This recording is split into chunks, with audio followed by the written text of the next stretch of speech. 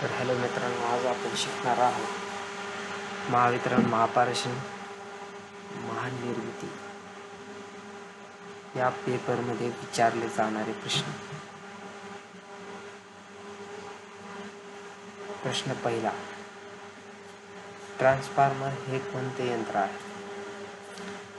Transformer हे स्थिर यंत्र आहे.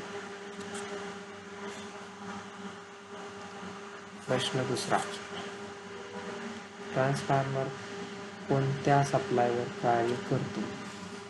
उत्तर क्रमांक 1, AC सप्लायवर कार्य करतो. प्रश्न क्रमांक 3, ट्रान्सफॉर्मर कोणत्या तत्वावर कार्य करतो? उत्तर आहे मॅग्नेटिक इंडक्शनच्या तत्वावर कार्य करतो. प्रश्न क्रमांक 4, ट्रान्सफॉर्मरचे कार्य कोणते? उत्तर आहे फ्रिक्वेन्सी व पॉवर न बदलता व्होल्टेज कमी जास्त करणे. प्रश्न 5, ट्रान्सफॉर्मरला रेटेड व्होल्टेजचा DC सप्लाय दिल्यास काय होईल? उत्तर आहे ट्रान्सफॉर्मरची वायडिंग जळेल. प्रश्न क्रमांक 6, ट्रान्सफॉर्मरच्या प्रायमरी व सेकंडरी वायडिंग कशा असल्या पाहिजेत? उत्तर आहे एकाच मॅग्नेटिक सर्किटमध्ये. प्रश्न क्रमांक 7, ट्रान्सफॉर्मरच्या कोअरसाठी कोणते मटेरियल योग्य असते? उत्तर आहे hot rolled grain oriented steel. प्रश्न 8, ट्रान्सफॉर्मरच्या चुंबकीय मंडळाची फ्लक्स डेन्सिटी उच्च पाहिजे असेल तर कोणते मटेरियल वापरले जाते? उत्तर आहे शाफ्ट स्टील. प्रश्न क्रमांक 9, ट्रान्सफॉर्मरमध्ये एका कॉइलची पॉवर दुसऱ्या कॉइलकडे कशी ट्रान्सफर होते? उत्तर आहे मॅग्नेटिकली ट्रान्सफर होते. प्रश्न क्रमांक 10, ट्रान्सफॉर्मरचा उपयोग कशाची किंमत बदलण्यासाठी केला जातो? उत्तर आहे व्होल्टेज बदलण्यासाठी. प्रश्न क्रमांक 11, ट्रान्सफॉर्मरच्या वायडिंगमध्ये निर्माण होणारा EMF कशावर अवलंबून असतो? फ्रिक्वेन्सी व वायडिंगचे वेळे यावर अवलंबून असतो. प्रश्न क्रमांक 12, ट्रान्सफॉर्मरच्या प्रायमरी व सेकंडरी दोन्हीमध्ये दर वेळेंगणी निर्माण होणारा EMF चे सूत्र कसे असते? उत्तर आहे नेहमीसाठी सारखे. प्रश्न क्रमांक 13, कोणत्याही सिंगल फेज ट्रान्सफॉर्मरमध्ये प्रायमरी व सेकंडरी निर्माण होणारे व्होल्टेजचा फेज डिफरन्स किती असतो? उत्तर आहे 180 अंशाने आउट ऑफ फेज. उत्तर. प्रश्न क्रमांक 14, ट्रान्सफॉर्मरचा नो लोड करंट हा फुल लोड करंटच्या तिप्पट कसा असतो? उत्तर आहे 1 ते 3% असतो. प्रश्न क्रमांक, ट्रान्सफॉर्मरच्या नो लोड करंटचे कार्य कोणते? वरील पैकी दोन. प्रश्न उत्तर क्रमांक 3, वरील पैकी दोन्ही. कोअर लॉसेस करणे आणि SMMS निर्माण करणे. उत्तर. प्रश्न क्रमांक 16, ट्रान्सफॉर्मरचा नो लोड करंट किती असतो? उत्तर आहे वर्किंग करंट व मॅग्नेटायझिंग करंटच्या वेक्टर बेरजेवर. प्रश्न क्रमांक 17, ट्रान्सफॉर्मरच्या सेकंडरी वर जेव्हा लोड जोडलेला असतो तेव्हा म्युच्युअल फ्लक्सच्या किमतीवर काय परिणाम होईल? उत्तर आहे स्थिर राहते. प्रश्न क्रमांक 18, ट्रान्सफॉर्मरचा नो लोड करंट कसा असतो? उत्तर आहे प्रायमरी व्होल्टेज V1 च्या 90 डिग्रीने लॅगिंग.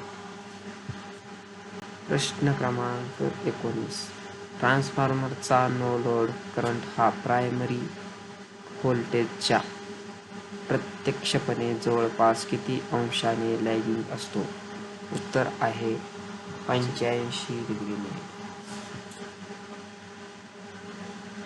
प्रश्न क्रमांक 20. ट्रान्सफॉर्मरच्या सेकंडरीवर लोड जोडलेला असता प्रायमरी किती करंट घेईल? उत्तर आहे नो लोड करंट व प्रायमरी बॅलन्सिंग करंट यांच्या वेक्टर बेरजे एवढा. प्रश्न क्रमांक 21. ट्रान्सफॉर्मरचे प्रकार कोणते कोणते आहेत? उत्तर आहे वरीलपैकी सर्व, म्हणजे कोर टाईप, सेल टाईप आणि बेरी टाईप. प्रश्न क्रमांक 22. सेल टाईप ट्रान्सफॉर्मरच्या रचनेत कोणता फायदा आहे? उत्तर आहे कोर टाईपच्या तुलनेत टर्न्स किंवा व्होल्टेज कमी लागतात. प्रश्न क्रमांक 23. ट्रान्सफॉर्मरच्या प्रायमरीला किती व्होल्टेज दिल्यास सेकंडरी कडून त्यापेक्षा जास्त व्होल्टेज मिळत असेल तर ट्रान्सफॉर्मरला कोणत्या ट्रान्सफॉर्मर म्हणतात? तर आहे स्टेप अप ट्रान्सफॉर्मर म्हणतात. प्रश्न क्रमांक 24. स्टेप अप ट्रान्सफॉर्मरची सेकंडरी प्रायमरीच्या तुलनेत कशी असते?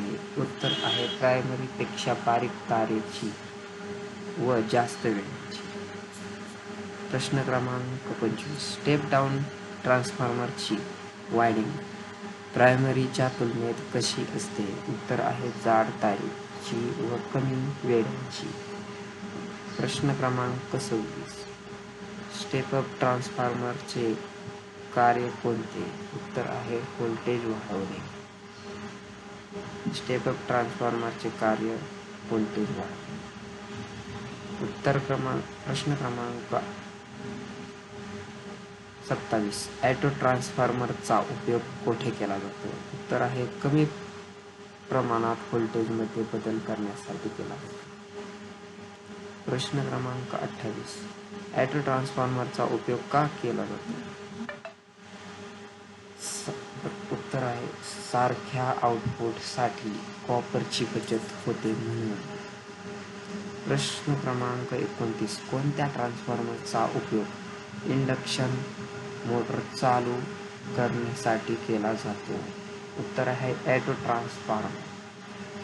प्रश्न क्रमांक 30. कोणत्या ट्रान्सफॉर्मरच्या सहाय्याने हाय व्होल्टेज व करंट मोजण्यासाठी सुरक्षित किमतीपर्यंत कमी करून मोजता येतो? Instrument transformer. प्रश्न क्रमांक 31. इन्स्ट्रुमेंट ट्रान्सफॉर्मरमध्ये कोणते ट्रान्सफॉर्मर्स येतात? उत्तर आहे वरील 1 व 3, म्हणजे स्टेप अप ट्रान्सफॉर्मर आणि पोटेन्शियल ट्रान्सफॉर्मर. प्रश्न क्रमांक 32.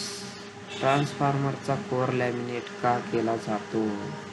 उत्तर आहे कोर लॉसेस कमी करण्यासाठी. प्रश्न क्रमांक 33. ट्रान्सफॉर्मरमध्ये कॉपर लॉसेस कशामुळे होतात? वायडिंगच्या रेझिस्टन्स मुळे. प्रश्न क्रमांक 34. ट्रान्सफॉर्मरमध्ये हिस्टरेसिस लॉसेस कशामुळे होतात? उत्तर आहे चुंबकीय क्षेत्राच्या अदलाबदलामुळे. प्रश्न क्रमांक 35. ट्रान्सफॉर्मरमध्ये एडी करंट लॉस कोणत्या भागात होतो? उत्तर आहे कोरमधल्या. ट्रान्सफॉर्मरची कार्यक्षमता इतर एसी मशीनच्या तुलनेत किती असते? उत्तर आहे 95 ते 98%. प्रश्न क्रमांक 37. ट्रान्सफॉर्मरची कार्यक्षमता इतर एसी मशीनच्या तुलनेत जास्त का असते? उत्तर आहे फ्रिक्वेन्सी वायडिंग विंडोज लॉसेस होत नसल्याने. प्रश्न क्रमांक 38.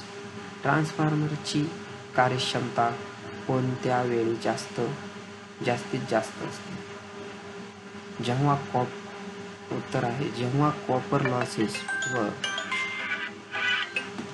कॉपर लॉसेस व आयर्न लॉसेस समान असतील.